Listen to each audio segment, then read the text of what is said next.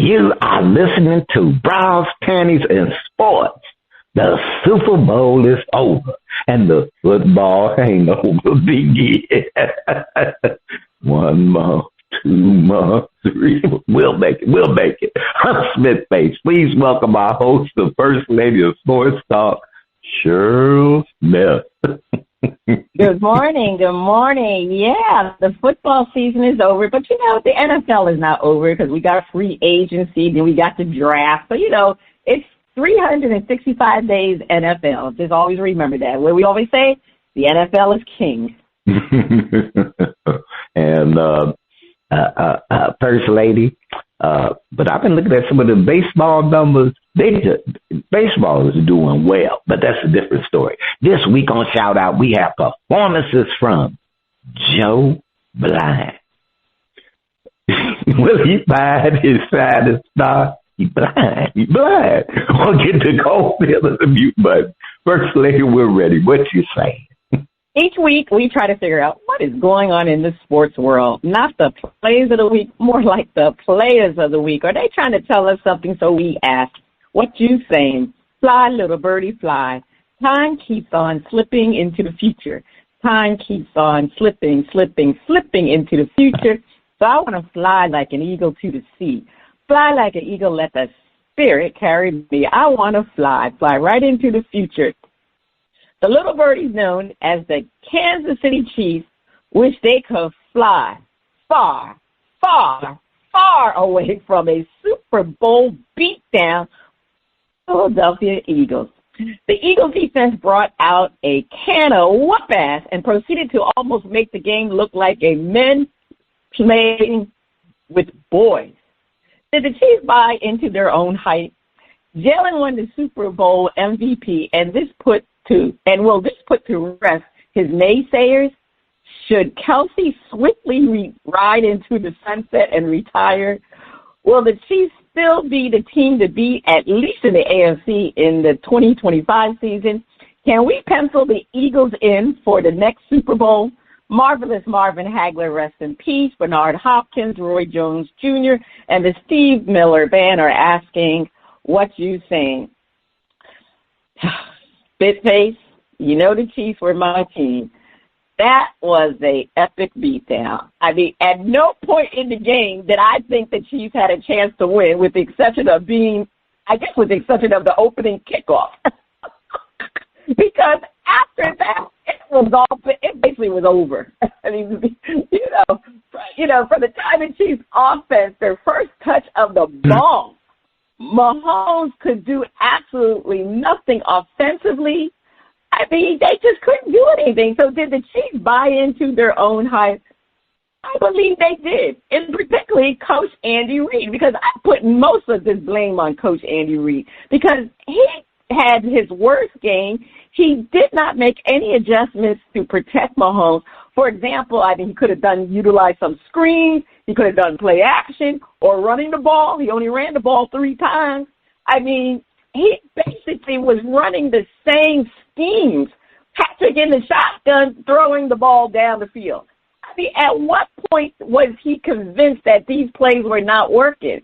I mean, it should have been when they were down. I think they were down 17-0. That's when he should have noticed that. Definitely when it was 24-0 at halftime, and, they still didn't change anything from their first possession in the third quarter. It was just unbelievable. I mean, that to me was the most shocking thing about that entire Super Bowl was the lack of adjustment that Andy Reid has made, and he's an offensive guru. So I don't know what was going on with Andy Reid. I really don't. I just couldn't believe it. It definitely was Mahomes' worst game, but the play calling by Andy Reid was horrible. I just think by the time they did develop some chemistry offensively, it was garbage time. In basketball, we call it garbage time. Well, the time that the Chiefs scored, it was garbage time because the Eagles basically, they were celebrating, okay? So that's how they scored those points, those 22 points. It was garbage time. The Chiefs were never in this game, never in the game whatsoever. So, after this bad performance, am I surprised Travis Kelce is considering retirement? No, I am not surprised. He's 35 years old. He's in his 12th season. I mean, he just recently spoke to the press, and he said a lot. It sounded like he was on the side of retirement. He indicated that he's played a lot of games with the Chiefs because, the Chiefs always every year go further in the playoffs. So he said he plays about 3 to 4 more games per year than most players, and all those games start adding up. And, Kelsey's contract is through to the 2025 season. Now, he could play next season, and he will be an unrestricted free agent in 2026. I think, from my understanding, I didn't really check, but I believe so. If they release him, it would be better for them financially. But, they're not going to do that. They won't do that to Travis Kelce. He will have to leave on his own accord, and I know they won't do it. So, I think his option, if he wants to come back, is to play out the contract. Like I said, the Chiefs, though, should not re-sign him to another contract. The Chiefs should let him play out this contract and move on because he has lost his step. He has slowed down considerably, and it's time to move on. I mean, he's a good locker man, but, you need young blood in there now. Y'all need to get younger. You do have Worthy, but you need to get some more tight ends. You need to get a younger tight end. And, of course, they need to fix that offensive line. To be honest with you, I can't believe we're in this situation again because if you remember when they played the Buccaneers in the Super Bowl, that offensive line was horrible. I thought they fixed the offensive line, so maybe they lost a lot of players through free agency, whatever. They didn't draft well, but they need to draft and get some offensive liners. They have to secure that offensive line because, it was ridiculous. Actually, the Super Bowl against the Eagles this time was worse than the one against Tampa, and he was running for his life against Tampa. He didn't even get a chance to run for his life against the Eagles. They dragged him down immediately. He had so many sacks, it was ridiculous. So yeah, but I think it's time for Travis to retire. He can be a Swiftie for life, okay? As far as the Eagles, yeah, you should pencil them in as the NFC Super Bowl participant. This team is built to win because their defense is stellar. Their defense comprises of very young players. Their average age, spit face, is 25.5 years old, and they're on reasonable contracts. Now, they do have 18 free agents this year. And the notable ones they have that's going to be free agent are several on defense. Linebacker Zach Bond and defensive tackle Milton Williams and edge rusher Josh Sweat is his name. So, those are very integral part of their defense. So I'm quite sure Howie Rosen will do something. He's a very good VP football general manager or whatever his position is. He's very good. He's kept his team he's kept them very relevant for several years now. He's made some bad mistakes, but he's also made some darn good acquisitions. He basically drafted all of Alabama. No, not Alabama. I think it's Georgia. Georgia.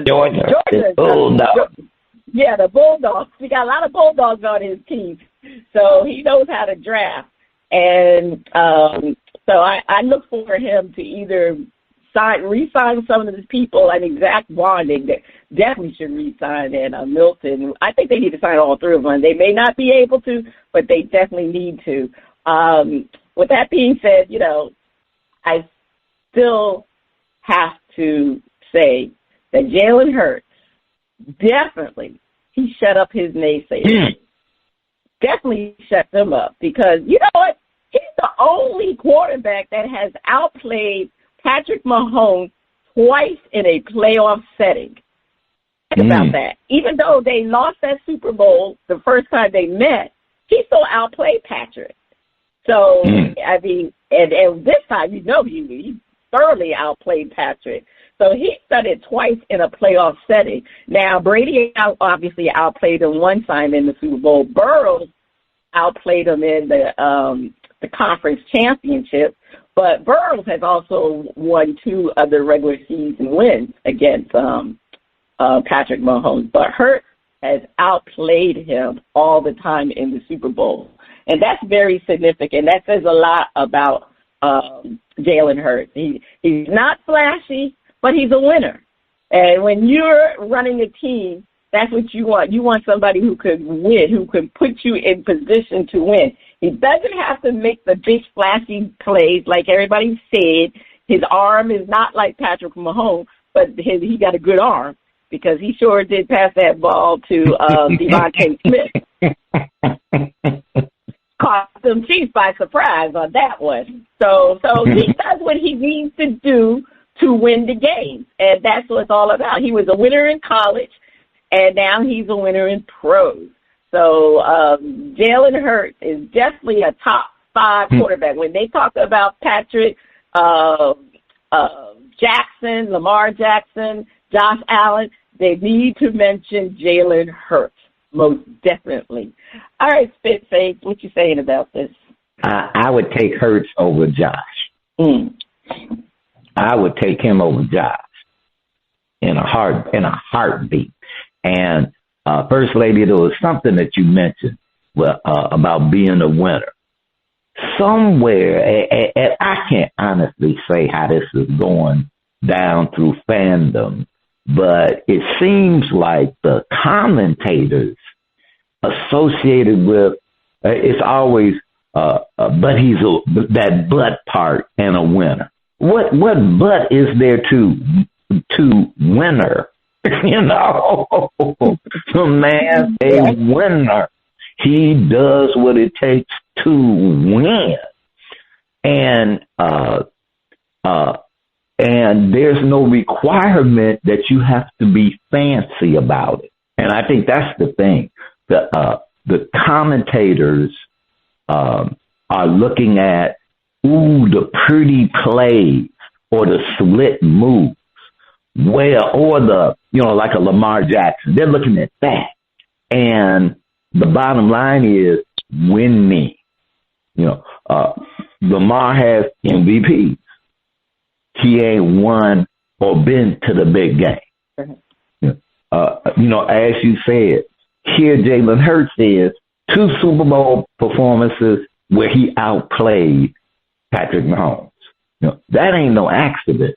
And the Philadelphia organization, I tell you, to me, other than the Chiefs aside, they're starting to look like the organization you want to steal for your team. Can we get their organization over here? Because they got it together.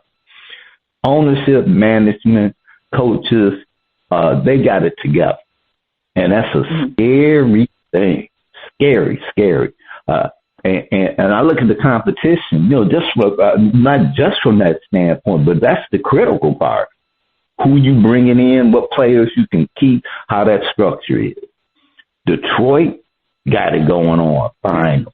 And where they at, they compete. They there. Miraculously, the Commanders got their organization together. The Commanders.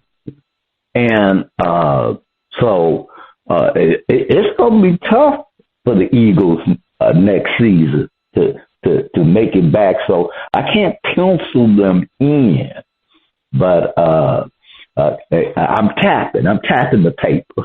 I'm tapping the paper, okay. But I can't quite pencil because anything can happen in the NFL. Now, First Lady, for a moment, I thought I was going to have to call the New Orleans police and report an assault and battery going on. The Eagles got a can of whoop ass.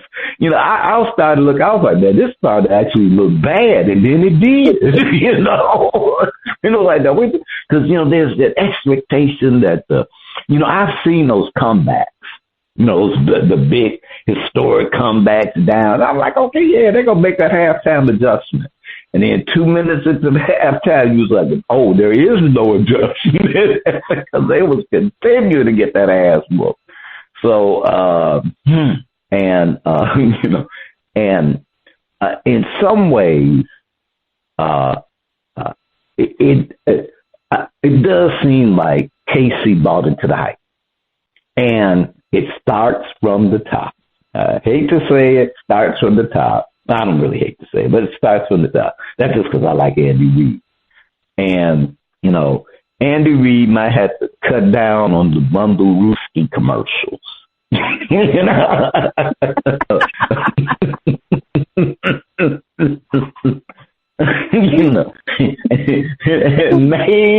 get a little, the coach is super. Now he's superstar, the quarter, playing. Maybe it's just a little, you need a little bit of humility again, So I can't blame that. Like I get a little big headed myself, So bless his little heart. But maybe cut back on the Bundarooski and the donuts, Andy. And the O-line, First Lady, the O-line is it's always the under the radar moves. Like you were saying, hey, they rebuild, they add people on, and in that big moment, you see how good they really are, and they crumbled. They crumbled. Now, can't say if it was a matter of them letting people go or they move, but it really was probably all of that. So Andy know what he got to do. He got to get some, because the other teams, they look at them, they go, ooh, this is how you beat them. Now, can we do it? Can we execute it? We'll see on the field, but this is how you beat them. So the Chiefs gonna have to, Mahomes was starting to look like C.J. Stroud, running around with no offensive line. He was getting sacked, So they got to work on that. But I will say this. The Chiefs will not be in the Super Bowl next year. Too early prediction. So that's all I got to say, First Lady. Okay, so you don't have the Chiefs in the Super Bowl next year, and they just been doing too many commercials. I know every time you turn on your channel, all you see is Coach Reed and Patrick Mahomes. He does them all state commercials. They run them to death.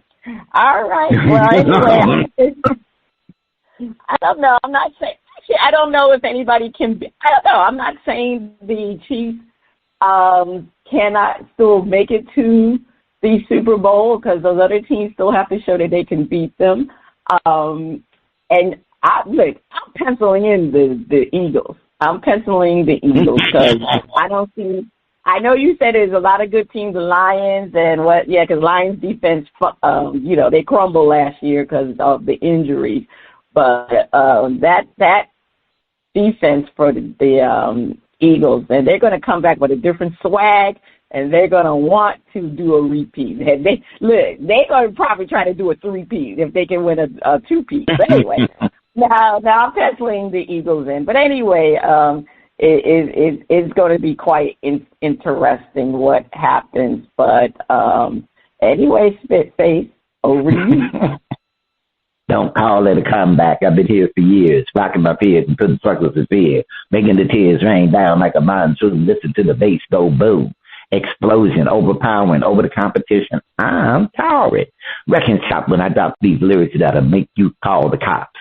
Don't you dare stare, you better move. Don't ever compare me to the rest that all get sliced and diced. Competition paying the price.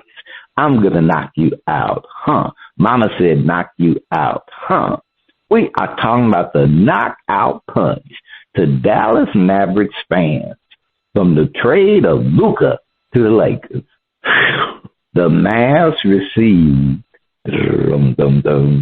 Anthony Street Clothes Davis in the trade, who immediately got injured. Does this deal make any kind of sense? Mark Cuban gave up ownership because he felt that fresh blood and thinking was needed at the helm. Is this the kind of fresh thinking Mark was looking at? Dallas Mavericks fans are totally upset. Will they get over it anytime soon? Leroy Satchel Page, Walter Buck Leonard, and James Cool Papa Bell are asking, what you saying? First Lady, there are trades that have you scratch your head. And then there are trades that, as a fan, you just beat your head against the wall. And, this trade, the Dallas Mavericks, I just had to look at this.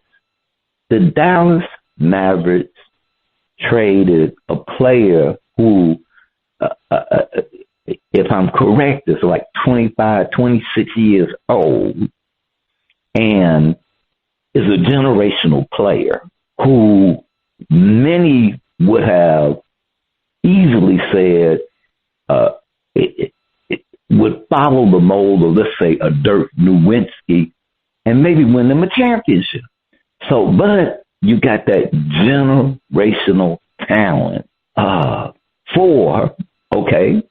so you got that, and Luka wasn't complaining. So you trade your generational talent for a seasoned veteran who on his own hasn't demonstrated that he's a generational talent, while there's talent, whole bunch of talent, superstar talent. But take your team to the championship talent, wasn't doing that with the team that he was on. So, I heard a commentary from Mark Cuban, and it was before he, turned the keys over, where he said something to the effect of, no matter what happens, we ain't never trading Luka. And so I'm sure Mark Cuban, as a fan, as someone who's got a dollar interest in the team, not the way it was, but he still got a cut, is like, what check the liquor cabinets and see if they were empty, when they made that decision. Because, I can't even call it a fleecing by LA because, nobody, everybody knew what they were getting. Everybody knew what they were getting out the deal. And it's like, LA they needed to make that deal. That deal guarantees that when LeBron finally hangs up his shoes, you got a generational talent to build for for the current generation, and now you can add pieces. I'm just bewildered, befuddled, and First Lady, what you say? Is there a championship in the Mavs future from this trade? Well, the irony of the Luka Anthony Davis trade was Luka's conditioning and his propensity to being injured with calf issues because of his conditioning. Well, Anthony Davis always has been an accident waiting to happen also. He's always injured. This is why Charles Barkley nicknamed him Street Clothes. However, he did ball that game before he was hurt. And actually, I really felt the Mavs were at fault for that injury because I just thought the way they were playing AD, it was, to me, a mismanagement. He was injured with he became injured with a little over 2 minutes left in the third quarter because I actually was watching that game. And he played like 30 minutes out of the standard 36 minutes. For, the quarters are 12 12 minutes, and he played 30 minutes out of 36 minutes. That's too much time. That's too much playing time for someone who was playing their first game after injuring their abdominal strain, and he had last played January 28th. So I really thought they should have done much better with his time restriction. You know, that was one time that they needed to monitor, and they didn't. And now look at, he's going to be out at least a month. So, I mean, it really makes you question the trade. And, Mark Cuban owned the Cavs, and he really didn't want to trade Luka because, he found out that they were trading Luka, but it was too late. Now, I disagree with the producers because the reason why Mark Cuban sold his majority stake, he basically said he felt the NBA ownership was trending to an alliance with real estate development, and in particular casinos. So he was not really interested or fond of this paradigm shift. So that's the reason why he felt it was a need for him to sell the team. He did not want to put his children in that situation. But, because you have to understand, Cuban felt that it was difficult to generate revenue from just owning a team. And that's what the Lakers do. The Lakers are family-owned operations, the Buss family. Their main revenue that they own is from the Lakers. Unlike most of these NBA owners, they made their billions from other revenues, not from their team. Their team, the team is like a little toy for them, whereas the Lakers, that team is the way they make money. So that is why it was so important for the Lakers to take that Luka deal. It was, that was a no-brainer for them because they knew, like you said, that this is what, to replace LeBron, and they had an attraction, and it was going to bring good revenue through marketing and everything else that Luka can bring. But I just think, like, Cuban really didn't expect for them to trade. And when he found out about it, it was a little bit too late because he tried to get them to cancel it, but it was too late. And this was the main reason why this trade was done quietly, with very limited individuals knowing about the trade, because ownership didn't want fans to get wind of it because they were going to be in an uproar. And if they heard whispers of this trade, it was going to be very difficult for them to trade Luka at that point in time. So that's why they did it. I just think, the Mavs, to me, the trade, as bad as it seems, is not a bad trade if AD can stay healthy. Because, the Mavs did the trade because they want to win now. And AD could get them to win now. He was dominating when he played, but the problem is he's just always injury prone. And the owner of the Mavs, it's Patrick Dumont. His mother actually is the family person in charge, but he is the governor. And, he wished Luka well. But I have to read his statement because his statement to me tells you everything how they feel. And I'm just going to read it. He said, quote, "In my mind, the way teams win is by focus, by having the right character, by having the right culture, and having the right dedication to work as hard as possible to create a championship winning outcome. And if you're not doing that, you're going to lose." So, to me, that statement directly is basically related, a correlation to how they felt about Luka's commitment. They felt that Luka was not committed to doing the things that needed to be done in order to be a championship. So, in regards to the fans, they'll get over it. These trades, maybe not these significant trades where two superstars are traded, but superstars have been traded. Look, I'm a New York Knicks fan. They traded Patrick Ewing. He was at the end of his career.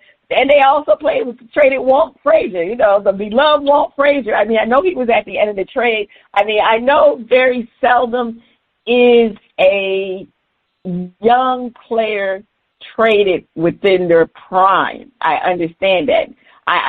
Right now, I've been racking my brain to think of a young player that was traded within their prime. I couldn't think of anybody, but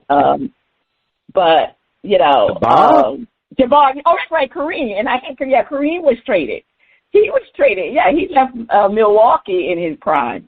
But but he wanted to leave Milwaukee. There actually a story had came out about who was the general manager? It was the black guy. He used to be in charge of the Cavs. I can't think of his name right now. It'll come to me later. But he promised Kareem at the beginning of the season. Kareem asked to be traded. He promised Kareem if he could play the season out, he would trade him. And they won the championship. And he got traded after they won. Milwaukee won the championship. And that's when he got traded. But, you know, Kareem didn't do it Jimmy Butler. He quietly played and balled out. And the owner lived up to his word to trade him. So, yeah, you're right. That's the only player I could think that was. I'm quite sure Will Chamberlain might have been traded in his prime, too. But, you know, in modern day, I can't think of anybody. But great players are traded. And once you're a fan, you're always going to be a fan. They're upset, but the true Maverick fans will remain. So, I mean, it's going to be, they'll be upset. They'll be stewing for a long time. But trust me, if you're a fan, you'll come back and you'll be with the Mavs. You'll root for the Mavs again. So, you know, they just got to get over it. There's nothing they can do about it. It's a done deal. That's it. Look, it can't be rescinded like that Williams trade was, like with the Charlotte Hornets, and then actually the Charlotte Hornets are appealing the rescindment of appealing the fact that the Lakers rescinded that trade. So that should be interesting. But anyway, that's all I'm saying. You know, you're a fan, you'll get over it. All right, First Lady. You say you're a fan, you'll get over it. And on that, please take us to break. Stay tuned. Up next, we have a performance from Joe Blind on Shout Out Part 1.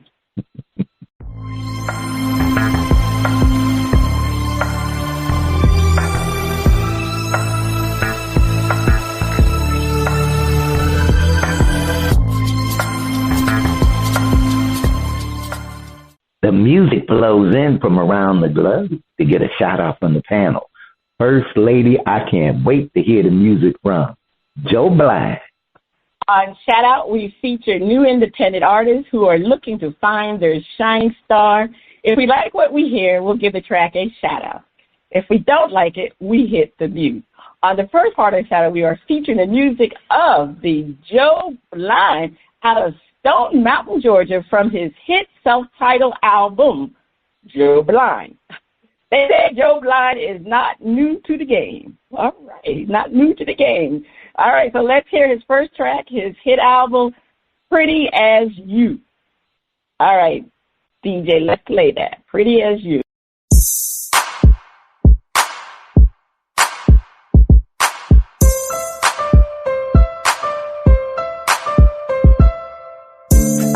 I wanted and more. Big house by the shore, nice car and a lot of cash. I could buy all the clothes in the store, and I make women drip like raindrops. Let me tell you about something that I ain't got. That's you, baby. I can't forget about you, babe. Ask me if I love you, do you love me? I do, babe. Ain't no love in the club on a Tuesday. Quit looking for a man like that, cause he ain't gonna ask you for your hand like that. His only plan is to get up in your pants like that. That's what happens when you dance like that. When you wake up in the morning, is he still with you? Hell no, I'm just trying to keep it real with you. Find a baller in the club throwing hundreds. Are you in love with someone or in love with his money? Soon as he go broke, she gon' ride it, she gon' run it. A real woman stay a fake woman, she don't want him. That's just how it goes. Most of the time they fake like reality shows, but I got one that I can't let go of. Shut the place down whenever she does show up, cause there's no one that's as pretty as you. you. Penthouse great view, it ain't as pretty as you. Yeah, my whip brand new, it ain't as pretty as you. Nighttime in the city ain't as pretty as you. Girl, pretty as you. Penthouse great view, it ain't as pretty as you. Yeah, my whip brand new, it ain't as pretty as you. Nighttime in the city ain't as pretty as you. She always starts blushing when I brag on her. She always starts cussing when I rag on her. Say she hate it when I blow a lot of cash on her. Secretly she love it when I swag on her. I come home every night and throw a bag on her.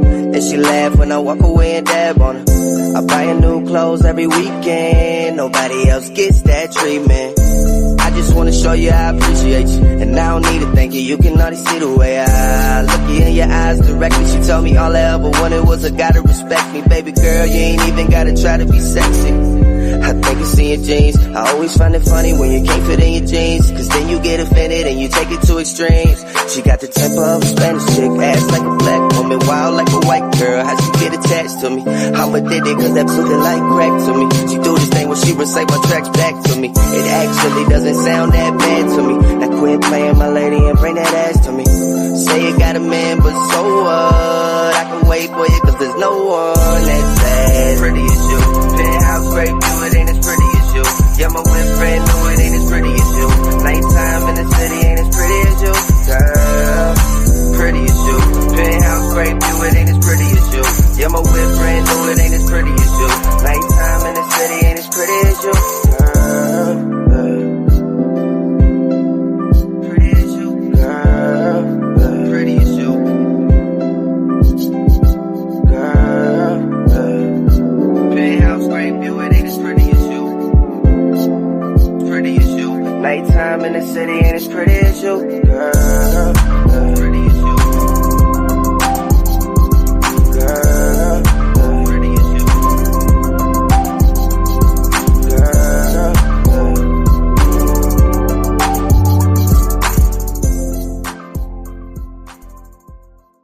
Okay, that was Joe Blind. I kind of wasn't expecting that. I don't know what type of music I was expecting, but that was a hip hop genre, more similar to kind of like a Drake type of song. And I want to shout it out though. I thought it was pretty good. I'm shouting him out. Like I said, it reminded me of Drake a little bit. You know, what do we say? Singing in that A minor. We are going to talk about that a little more later, but, you know, kind of singing in that offbeat tone a little bit. So, yeah, I'll shout it out. Spitface, what are you going to shout the song out, or are you going to hit the mute button?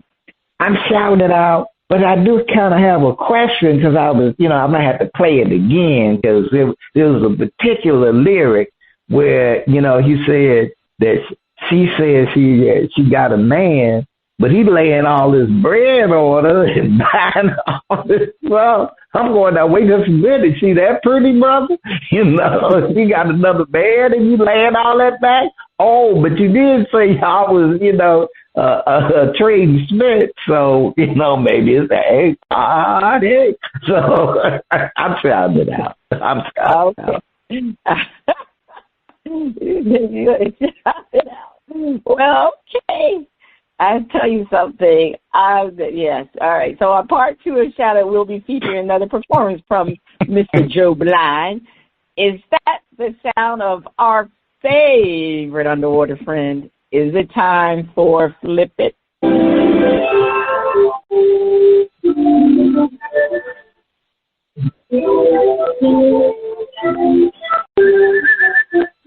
Take on the summer and night. No one to see is smiling at you. And we are women, living a world of wonder, flying their arms under the sea.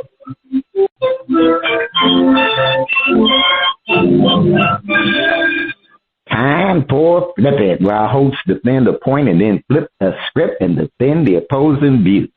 The Jets have announced they are parting ways with Aaron Rodgers. Is this a good or bad move for an organization with no other real quarterback? Defend. Aaron can still play at a high level, but sometimes you need a clean start. It's a good move. I'm looking at the ex-bad man, because there was a time he was the bad man. And now others have, the old gunslinger, others have gotten a little quicker on the draw, and they win in Super Bowls. And when the Jets brought Aaron Rodgers in, the assumption was that the Jets as a team were a quarterback, not just a quarterback, a decent quarterback away from making noise in the playoffs because their defense was that good and they had offensive weapons that if they just had a quarterback that could just get, that could manage the darn game and move down the field, that they would be contenders instead of pretenders. Well, the fickle finger of fate came in and Rodgers got hurt. And they didn't have a real plan, again, for a quarterback that could fill the void.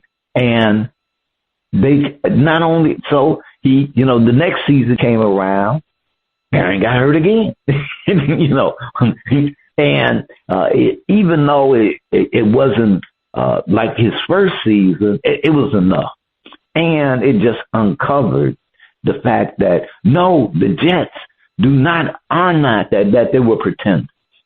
So it's bite the bullet early. Just bite the bullet, get it over with, pay that money out, and let the new coach, start out fresh. That, none of that, was there thinking, blah, blah. Hey man, look, here your money. It was a great run. Go find another team. Maybe somebody. So it was a good move that you gotta, a clean house sometimes. And that might include, cause I ain't knocking Aaron, he may not be the bad man, but he's a bad man. He's a bad man. First Lady defend. Good move getting rid of the bad man. Well, Aaron Rodgers can play at a high level. I mean, that's debatable. He damn sure didn't play at a high level last year. That's why the Jets are parting ways with him. In addition, come on, they hired a new coach, Aaron Glenn, and he already indicated there's only room for one Aaron on this team because he needs to set a new culture for the Jets, and that's him. So we can't have two Aarons. And, the Jets acquiesced too much to Aaron Rodgers, which set a bad culture and basically made it very difficult for the other coaches, That's the reason why it was a problem. It was so chaotic on that team. Aaron made that team his team with them attaining they got the offensive coordinator, the wide receivers, Adam, and I forgot the other. He got another wide receiver too, and I forgot who that was. But, unfortunately, it was not a good look. And they didn't perform well. And New Yorkers don't want to see another version of that Jets again. So the Jets needed to clean. It was a very, very good move to get rid of that bad man because that bad man literally was bad. The bad man was bad. Okay. Well, let's flip it and defend. Aaron Rodgers still has something in the tank, and the Jets have no real prospects at quarterback. Bad move letting him go, and costly. First Lady, the bad man and the moves made by Jets management were pretty much horrible. They really were. And there's something you mentioned that they acquiesced way too much for Aaron Rodgers instead of looking at, look, this is what we have to do for the team.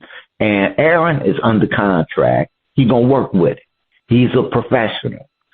And they just have no real the backup quarterback who I've been thinking, I can't recall his name at the moment, but they've been waiting for him to mature for the last 5 years, and he's proven that he's, I can't even say a capable backup. Not really, And I think he's just lucky to be on the Jets and get a check, So, and they made no moves to upgrade that backup position. So now, what do they have? What? Okay, the draft. Okay, all right. So, are they going to draft high enough where they can really get a top quarterback in the first round? Maybe not. It looks more like not. So they're going to have to do a reach, and they just don't need a reach right now. And what they needed was to admit that Aaron Rodgers is going to be our game manager while we put some pieces around so that we can draft us a quarterback. And basically, once again, they set themselves up for failure. And Aaron, thank goodness you got thick skin, because it's going to take you a couple of years to build that team right. But if management gives him some space, like management gave the coach of the Detroit Lions some space, you got a shot at getting that team together and truly being competitive. But right now, and you had to pay the money. First Lady, defend bad move. Yeah, it's a bad move because the problem for the Jets, if they get rid of Rodgers, who's going to be their quarterback? Now, they have the 7th pick in the draft, but unfortunately, the Browns, the Giants, and the Raiders are in front. So all of them need a quarterback, depending on if the Browns want to bring back, what's his name again? Deshaun Watson, which I consider, they invested so much money in him, they're going to have to probably bring him back, but they could put him as second string. So they all need quarterbacks. And there's only really 2 top quarterbacks available. That's Cam Moore and Shedeur Sanders. So with the uncertainty of the draft and the ability to move up, do you want to rely on your backup, your Tyrod Taylor? Now, Tyrod Taylor was a decent quarterback years ago, but is he your right quarterback? And then Jordan Travis, that's your 3rd string quarterback. I don't know who Jordan Travis is. Never heard of him. So, I mean, who do you have? So it just makes more sense for you to keep Aaron Rodgers. Now, he could become a good quarterback again because last year, you remember, he was playing off of his torn Achilles. He should be 100% and sure of his legs, because I think that was some of the problems for Aaron. I don't think he may not really admit it, but I don't think Aaron was able to plant the self, because he's a pocket passer, and to be a pocket passer, you have to have strong legs. And I just don't think he was really sure about his legs, and concerned about the Achilles tear.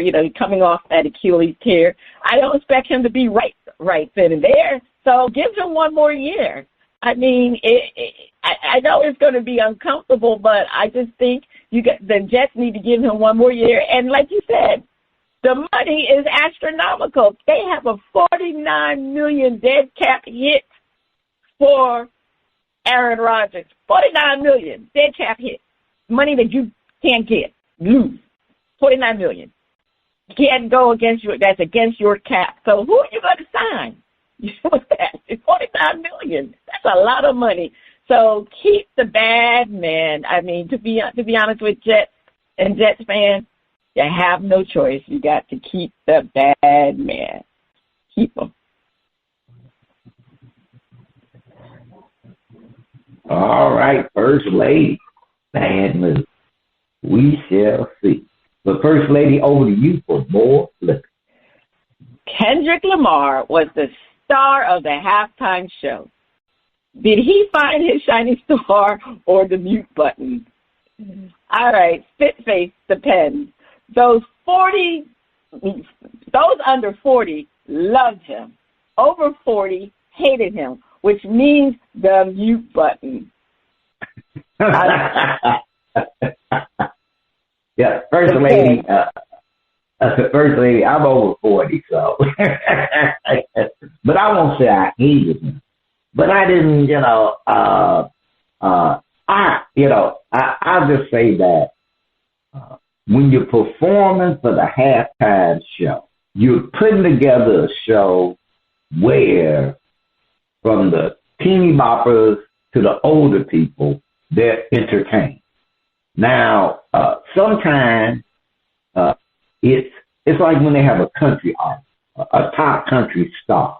Everybody ain't in the country, but the way the show is put together, you're still entertained. Now, you may not run out and go by that country artist, their album, or anything like that, but for that show, for what they were up to, it's like, oh, okay, that's all right, but, you might catch your foot a little bit, but you were entertained.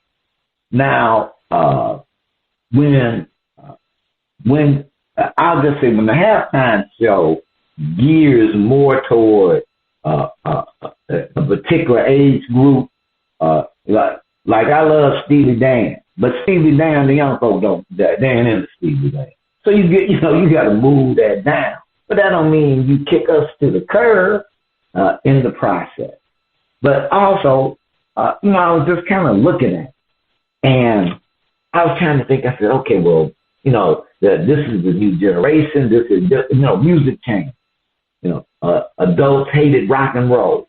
This should be blues or R&B or way back in the 50s, 60s. Things like jazz, and each generation has their own music, and the performers geared toward that audience, and that's just how it is.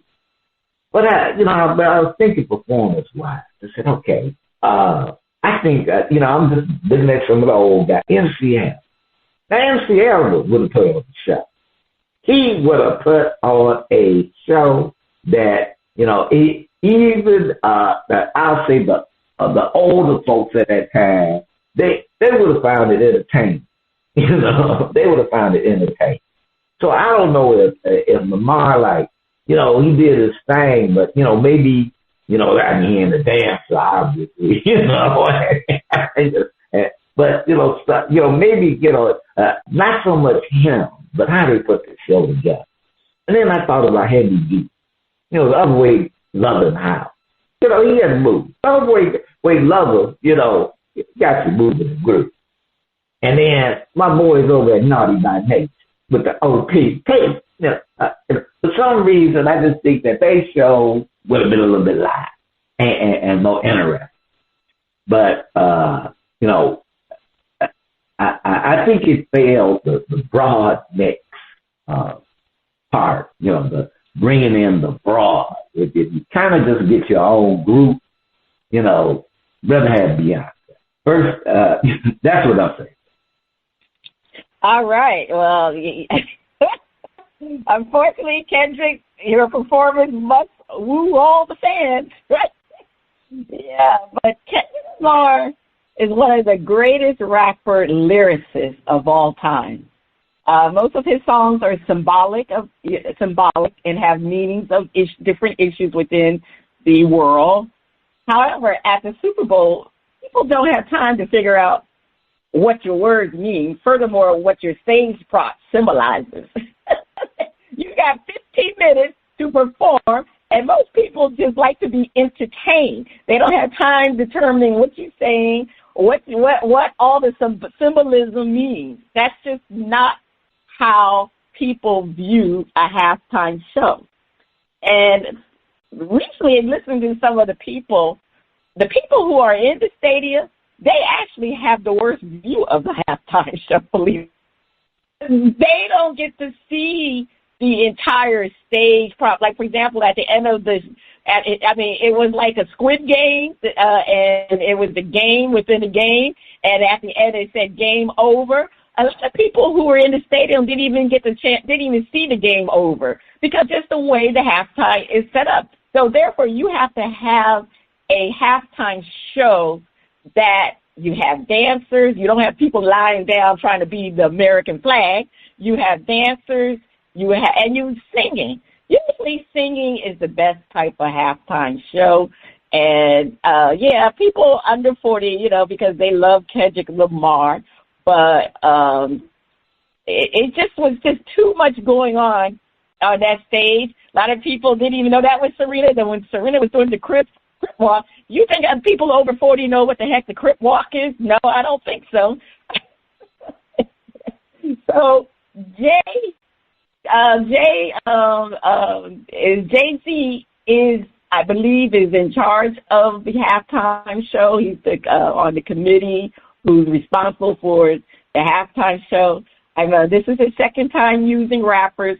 The first time it went over well because you had rappers that people can vibe to. You had Snoop Dogg. You had 50 Cent.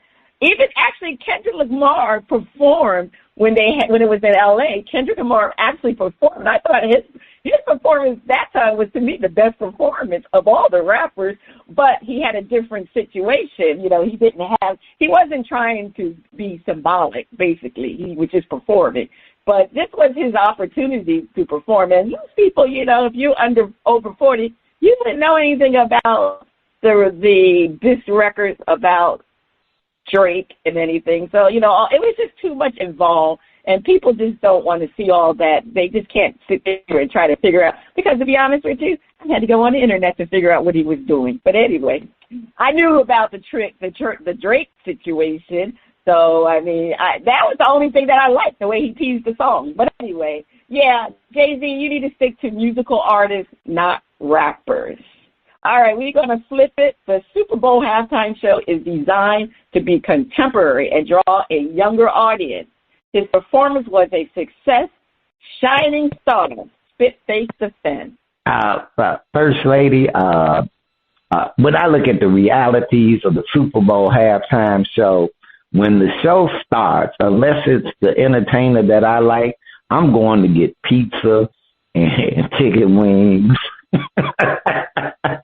Some beer out there. The halftime, if it's an artist that I particularly like, then I try to rush and get the chicken wings and the pizza slices and the nachos and stuff, because we munching during that halftime break. Not that we haven't been munching, but that's the time where everybody running to the bathroom.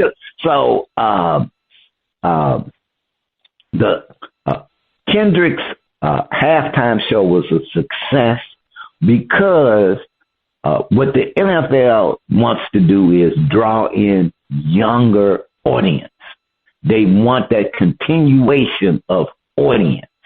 And they know that we fans who are been around over 40, been fans for over 40 years, we ain't going nowhere. They don't have to particularly they don't need a halftime performance to keep us as fans of the game, to be involved. We done bought the merchandise. We done bought the merchandise for our kids. And some of us done bought the NFL merchandise for our grandkids. So they got us, Now, not that they have to disregard us, but, there was a point where they realized that Dolly Parton, as sweet as she is, don't need her for no Super Bowl. You don't need that audience. You got that audience. That audience is cool. So Kendrick did a great job. The audience that he needed to bring in, he did. And that's them young folks, and more power to him.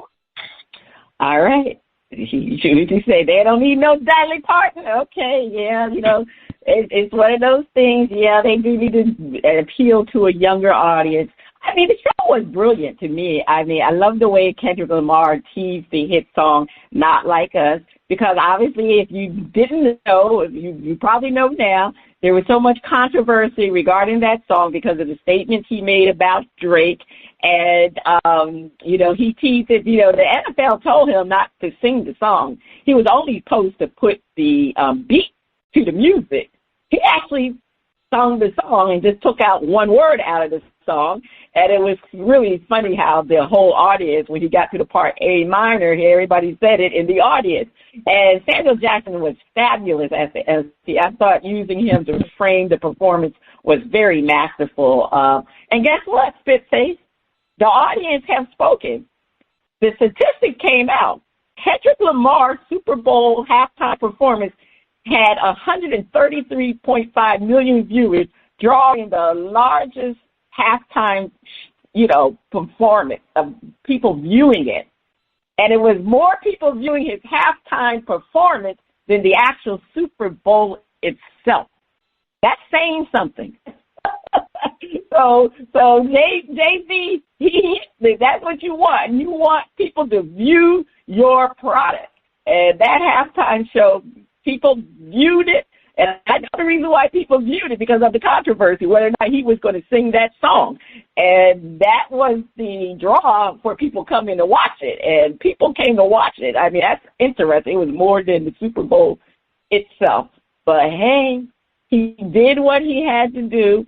And say what you want to say. It was good. It was good. I went back to watch it more and more. And after me watching it more and more and more, I kind of fell in love with it. So, but that's usually not how you have to do a Super Bowl halftime performance. But all right, Spitface, please take us to break. On the other side of the break, we have another performance from Joe Bland on Shout Out Part 2. Please keep your ears glued to those speakers.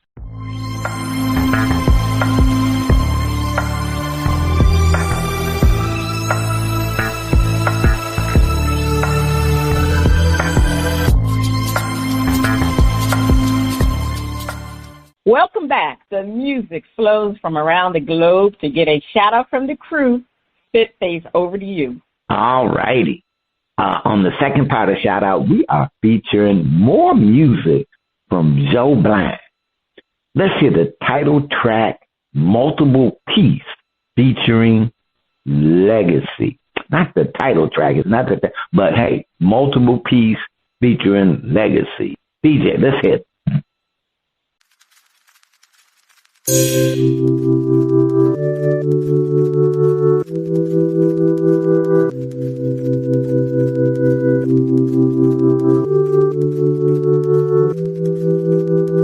Broken in multiple pieces, love like a grown-up and mean it. So sick and tired of being broken in multiple pieces. Yeah, I'm broken in multiple pieces.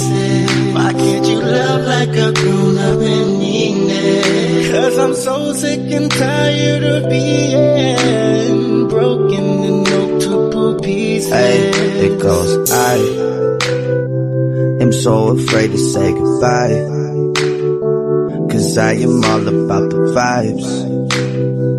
Feel it inside if it ain't right. And tonight, yeah, I'm getting high. Won't stress no more about my life. I know that we gon' be alright. Hey. Oh, what a time to be alive. I gotta keep this peace of mind. You see it right here on my side. I need to let go of my pride. It gets the best of me sometimes. Some women beg to be my bride. I never let them deep inside. That's why I'm sexually deprived. It didn't work, oh well, I tried. It never does, that's no surprise. They break your heart and then you die. I cry inside because I'm broken in multiple pieces. Love like a grown-up and mean it. So sick and tired of being broken in multiple pieces. Yeah, I'm broken in multiple pieces. Why can't you love like a grown-up and mean it? 'Cause I'm so sick and tired of being broken in multiple pieces. Empty bottles I've had way. Too much butts in the ashtray. Good guys finish in last place. You couldn't even meet me halfway. Now I'm broken. I got caught up in emotions. Now we going through the motions, trying to figure out your motives, hey. I thought you were perfect, never thought you'd hurt me. I was almost certain that you'd always be my person. Guess I was mistaken. For your information, my friend said that you was crazy and I underestimated. Now I hate you. Wish that I could take back the affection that I gave you. It meant nothing. Remember when we was fucking coming at the same time, simultaneous combustion. I was frontin'. You was evil and I mean that. Not a thing is gonna change that. When I think of you, I hate that. Hey, now I'm tryna get the wave back. I'ma find where the babes at. I'ma forget you like ASAP. Broken in multiple pieces. Love like a grown up and meaning. So sick and tired of being broken in multiple pieces. Yeah, I'm broken in multiple pieces. Why can't you love like a grown up and mean it? 'Cause I'm so sick and tired of being broken in multiple pieces.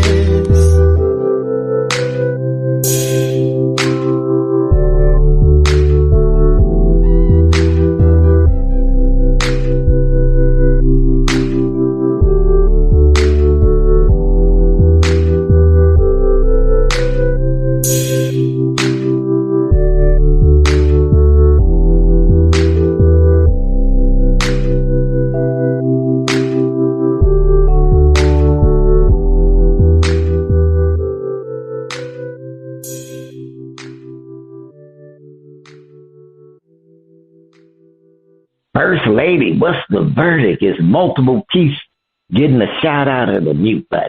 I'm going to shout it out. I like the first track better than this one, but he slowed it down a little bit, yeah,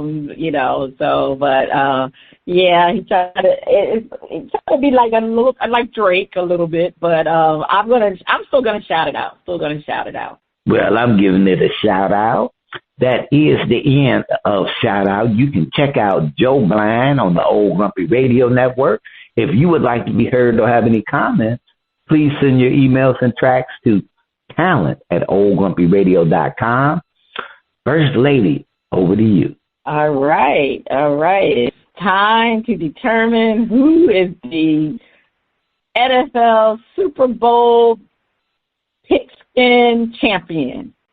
All right. So it was close between you and me, Spitface, coming down to the end. Dizzy Mac was in the minus category in the last week. So based off of our scores, actually Dizzy Mac won the Super Bowl questions for the picks for last week. He had 500 million points. Spitface, you had 0. And I had a whopping negative 2,000 million points. Wow. Well, I had no shot. I chose the Chiefs and I chose Patrick Mahomes as the winners. So that's what happened when I did that. That just took me completely out of the competition. So basically, Spitface, you are the grand prize champion. You're the champ. You have over 2,073 million points. I came in second with 423 million points because I had 2,400. I'm down to 423 million. And Dizzy Mac was in the negative, but he came back out to 283 million points. So congratulations, Spitface. You are the champ. Did you win? All right. Say what? Didn't you win last year? Who won last year? I don't remember who won last year. I'm not sure. I thought you'd be playing. I have to see if you repeat it. I have to see if you repeat, but we'll figure it out. Three P. Yes. Look, Look, Pat Riley didn't make any money off of the three-piece. He stuck for that long. You know he was rooting for the Chiefs. Breaks my heart. All right, let's move on. All right, eventually we'll be moving into the basketball season picks. All right, Fitface, what is your top story to watch this week? It's not a new story, but it's a touching story. So, and what it is for me, my top story to watch, I just like to watch this story over and over again. And what it is, it's about a Eagles fan, 102 years old. Now, the Eagles ain't been around 102 years, but she's been a fan since they came into the league. So at 102, Eagles fan Eloise Brown, it has got to be, like one of the bedrock fans. But what got me was that the Philadelphia Eagles paid for her to go to the Super Bowl. And all her accommodations, they said, hey, Eloise at 102 years old is rooting for us. No, we got to have her at the game.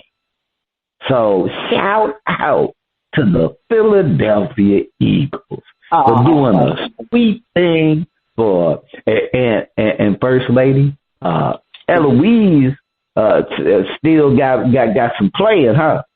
They were showing her she was moving. She wasn't like with a cane, barely stepping. She was moving around. She had some young folks jumping. So I go Eloise, get them. That's a nice story. Okay, that's a nice story. All right, well, my top story to watch this week definitely is the NBA All-Star game, which is going on this weekend. Is going to be the new format with these teams. I don't know how this is going to play out, but Adam Silver is determined to make the NBA All-Star Weekend great again. Sound like somebody I know, right? Let's make it great again, because it's been rather disappointing because of these new age players that don't feel that they need to compete at the NBA All-Star. So we're trying all these different remedies, and we'll see how it works. So I'm looking forward to that. All right. I just want to give a shout-out to Asia Wilson. She's been killing it. She got a big-time richest sponsorship contract from Clark last year. Then she signed a astronomical sneaker deal with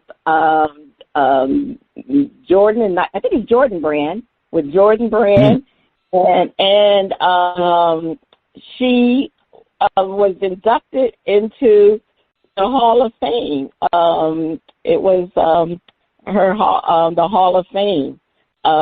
So I really have to shout it out to her that she's been really killing it. And, of course, I don't know when she's ever going to say that she's dating Bam Adebayo. I don't know why they seem to be hiding their relationship, even though everybody is everywhere with them together all the time. But I'm glad she was inducted into the WNBA Hall of Fame. So congratulations to Asia Wilson. She's an empowering young woman for all young women out there. All right, check out our current and previous episodes at BrasPantiesSports.com. This is Cheryl Smith, the First Lady of Sports Talk and Spitface. You have been listening to Bras, Panties, and Sports.